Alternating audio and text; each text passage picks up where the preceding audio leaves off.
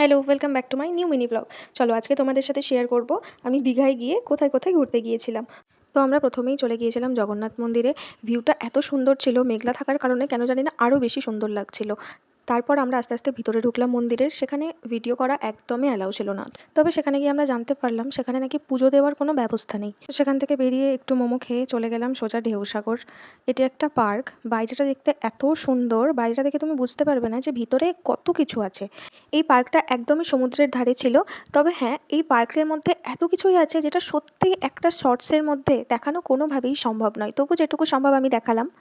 কিছুটা এগোনোর পরেই সামনে একটা লাইটের জাহাজ ছিল, যেটা সামনে থেকে দেখতে সত্যিই অপূর্ব।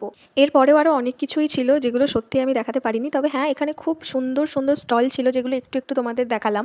তারপর ব্যাস এখান থেকেই আমরা সকলে মিলে আবার ফিরে যাই নিজেদের হোটেলে। তারপর ফ্রেশ হয়ে নিজেদের রাতের ডিনার সারি। আর ডিনারে ছিল মাটন বিরিয়ানি, যেটা আমার খুবই ফেভারিট। টাটা।